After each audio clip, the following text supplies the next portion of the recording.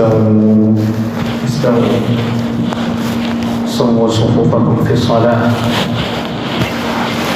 الله أكبر.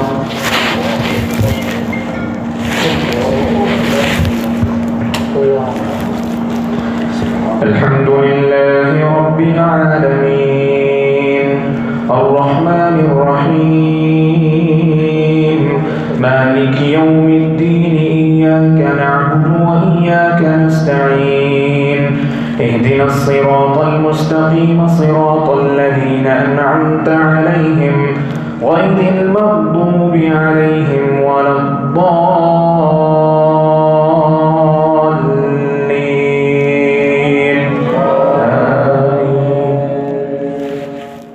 سل بني إسرائيل كم آتيناهم من آية بينة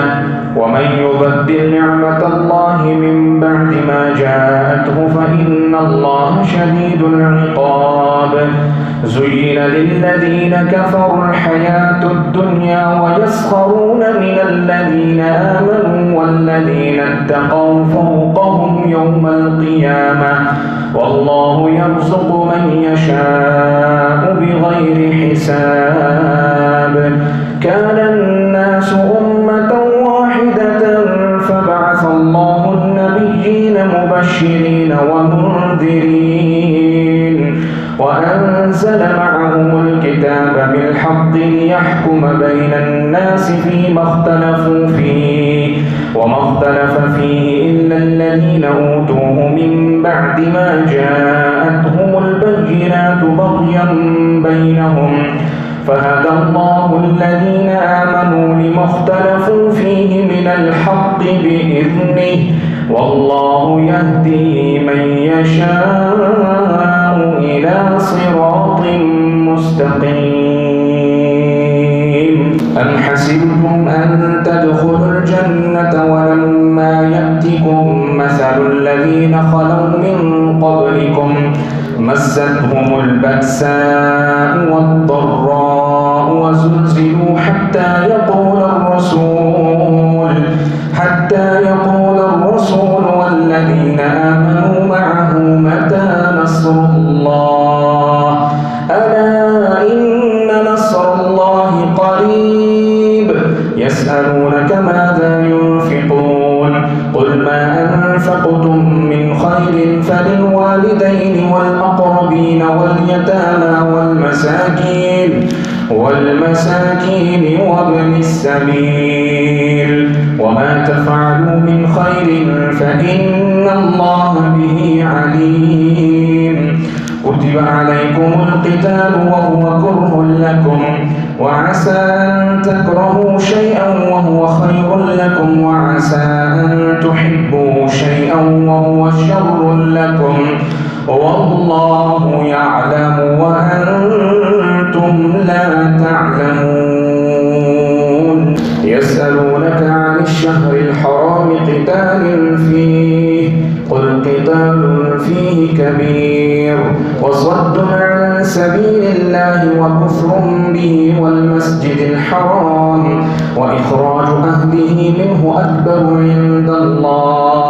والفتنة أكبر من القتل ولا يزالون يقاتلونكم حتى يردوكم عن دينكم إن استطاعوا ومن يرتد منكم عن دينه فيمت وهو كافر فأولئك حبطت أعمالهم في الدنيا والآخرة وأولئك أصحاب النار هم فيها خالدون. إن الذين آمنوا والذين هاجروا وجاهدوا في سبيل الله أولئك يرجون رحمة الله والله غفور رحيم. يسألونك عن الخمر والميسر قل فيهما إثم كبير ومنافع للناس الناس وإثمهما أكبر من نفعهما ويسألونك ماذا ينفقون قل العفو كذلك يبين الله لكم الآيات لعلكم تتفكرون في الدنيا والآخرة ويسألونك عن اليتامى قل إصلاح لهم خير وإن تخالطوهم فإخوانكم والله يعلم المفسد من المصلح ولو شاء الله لأعنتكم إن الله عزيز حكيم ولا تنكحوا المشركات حتى يؤمن ولأمة مؤمنة خير من مشركة ولو أعجبتكم ولا تنكحوا المشركين حتى يؤمنوا ولعبد مؤمن خير من مشرك ولو أعجبكم أولئك يدعون إلى النار والله يدعو إلى الجنة والمغفرة بإذنه ويبين آياته للناس لعلهم يتذكرون ويسألونك عن المحيض قل هو أذى فاعتزلوا النساء في المحيض ولا تقربوهن حتى يطهرن فإذا تطهرن فأتوهن من حيث أمركم الله إن الله يحب التوابين ويحب المتطهرين نساؤكم حرث لكم فأتوا حرثكم أنى شئتم وقدموا لأنفسكم واتقوا الله واعلموا أنكم ملاقوه وبشر المؤمنين ولا تجعلوا الله عرضة لأيمانكم أن تبروا وتتقوا وتصلحوا بين الناس والله سميع عليم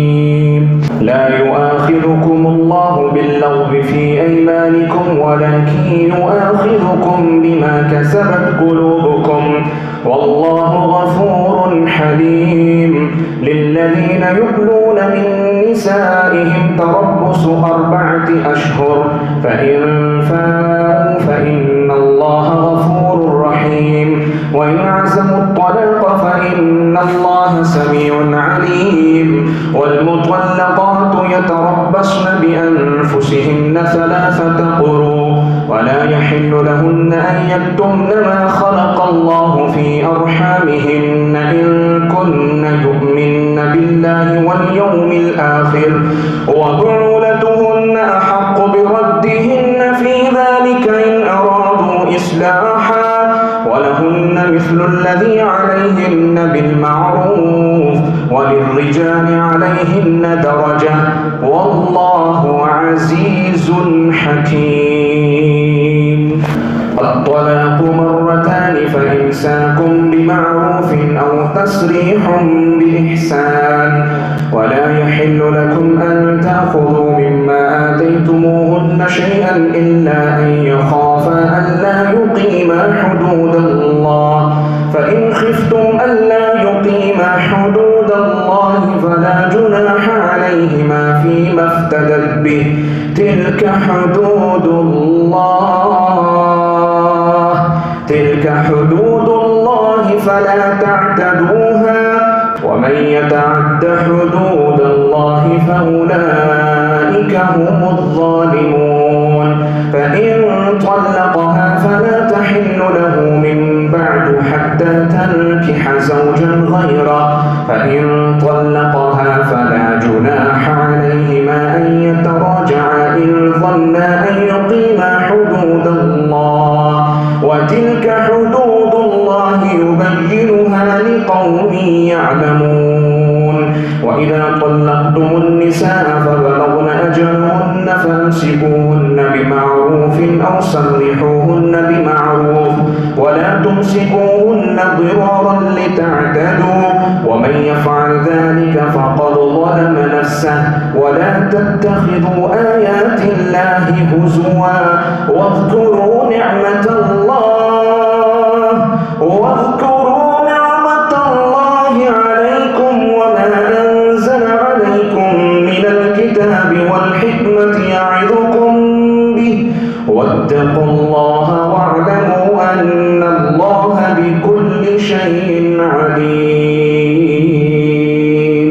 وإذا طلقتم النساء فبلغن أجلهن فلا تعضلوهن أن ينكحن أزواجهن إذا تراضوا بينهم بالمعروف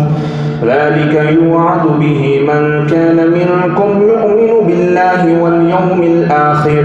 ذلكم أزكى لكم وأطهر والله يعلم وأنتم لا تعلمون والوالدات يرضعن أولادهن حولين كاملين لمن أراد أن يتم الرضاعة وعلى المولود له رزقهن وكسوتهن بالمعروف لا تكلف نفس إلا وسعها لا تضار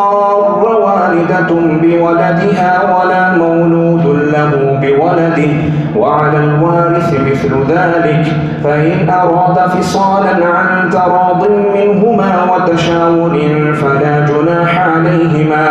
وإن أردتم أن تسترضعوا أولادكم فلا جناح عليكم إذا سلمتم ما آتيتم بالمعروف واتقوا الله واعلموا أن الله بما تعملون بصير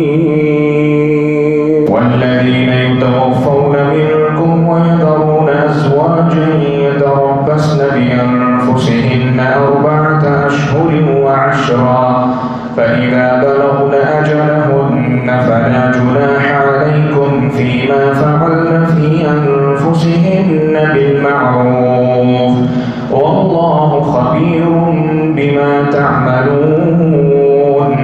ولا جناح عليكم فيما عرضتم به من خطبة النساء أو أكننتم في أنفسكم علم الله أنكم ستذكرونهن ولكن لا تواعدوهن سرا إلا أن تقولوا قولا معروفا ولا تعزموا عقدة النكاح حتى يبلغ الكتاب أجله واعلموا أن الله يعلم ما في أنفسكم فاحذروه واعلموا أن الله غفور حليم لا جناح عليكم إن طلقتم النساء ما لم تمسوهن أو تفرضوا لهن فريضة ومتعوهن على الموسع قدره وعلى المقدر قدره متاعا بالمعروف حقا على المحسنين وإن طلقتموهن من قبل أن تمسوهن وقد فرضتم لهن فريضة فنصف ما فرضتم إلا أن يعفون أو يعفو الذي بيده عقدة النكاح وأن تعفوا أقرب للتقوى ولا تنسوا الفضل بينكم إن الله بما تعملون بصير حافظوا على الصلوات والصلاة الوسطى وقوموا لله قانتين فإن خفتم فرجالا أو ركبانا فإذا أمنتم فاذكروا الله كما علمكم ما لم تكونوا تعلمون والذين يتوفون منكم ويذرون أزواجا وصية لأزواجهم متاعا إلى الحول غير إخراج فإن خرجن فلا جناح عليكم فيما فعلن في أنفسهن من معروف والله عزيز حكيم وللمطلقات متاع بالمعروف حقا على المتقين كذلك يبين الله لكم آياته لعلكم تعقلون ألم تر إلى الذين خرجوا من ديارهم وهم ألوف حذر الموت فقال لهم الله موتوا ثم أحياهم إن الله له فضل على الناس ولكن أكثر الناس لا يشكرون وقاتلوا في سبيل الله واعلموا أن الله سميع عليم من ذا الذي يقرض الله قرضا حسنا فيضاعفه له أضعافا كثيرا والله يقبض ويبسط وإليه ترجعون. ألم تر إلى الملأ من بني إسرائيل من بعد موسى إذ قالوا لنبي له مبعث لنا ملكا نقاتل في سبيل الله قال هل عسيتم إن كتب عليكم القتال ألا تقاتلوا قالوا وما لنا ألا نقاتل في سبيل الله وقد أخرجنا من ديارنا وأبنائنا فلما كتب عليهم القتال تولوا إلا قليلا منهم والله عليم بالظالمين. وقال لهم نبيهم إن الله قد بعث لكم طالوت ملكا قالوا أنى يكون له الملك علينا ونحن أحق بالملك منه ولم يؤت سعة من المال قال إن الله اصطفاه عليكم وزاده بسطة في العلم والجسم والله يؤتي ملكه من يشاء والله واسع عليم. وقال لهم نبيهم إن آية ملكه أن يأتيكم التابوت فيه سكينة من ربكم وبقية مما ترك آل موسى وآل هارون تحمله الملائكة إن في ذلك لآية لكم إن كنتم مؤمنين. فلما فصل طالوت بالجنود قال إن الله مبتليكم بنهر فمن شرب منه فليس مني ومن لم يطعمه فإنه مني إلا من اغترف غرفة بيده فشربوا منه إلا قليلا منهم فلما جاوزه هو والذين آمنوا معه قالوا لا طاقة لنا اليوم بجالوت وجنوده قال الذين يظنون أنهم ملاقو الله كم من فئة قليلة غلبت فئة كثيرة بإذن الله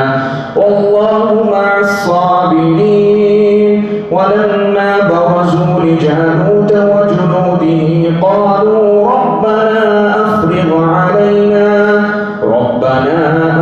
علينا صبرا وثبت أقدامنا وانصرنا على القوم الكافرين. فهزموهم بإذن الله وقتل داود جالوت وآتاه الله الملك والحكمة وعلمه مما يشاء ولولا دفع الله الناس بعضهم ببعض لفسدت الأرض ولكن الله ذو فضل على العالمين. تلك آيات الله نتلوها عليك بالحق وإنك لمن المرسلين. تلك الرسل فضلنا بعضهم على بعض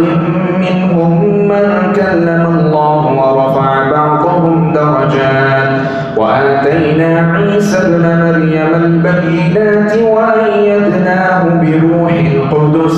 ولو شاء الله ما اقتتل الذين من بعدهم من بعد ما جاءتهم البينات ولكن اختلفوا فمنهم من آمن ومنهم من كفر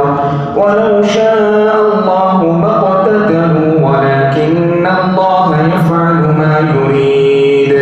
يا أيها الذين آمنوا أنفقوا مما رزقناكم من قبل أن يأتي يوم لا بيع فيه ولا خلة ولا شفاعة والكافرون هم الظالمون. الله لا إله إلا هو الحي القيوم لا تأخذه سنة ولا نوم له ما ما في السماوات وما في الأرض من ذا الذي يشفع عنده إلا بإذنه يعلم ما بين أيديهم وما خلفهم ولا يحيطون بشيء من علمه إلا بما شاء وسع كرسيه السماوات والأرض ولا يئوده حفظهما وهو العلي العظيم لا إكراه في الدين قد تبين الرشد من الغي فمن يكفر بالطاغوت ويؤمن بالله فقد استمسك بالعروة الوثقى لا انفصام لها والله سميع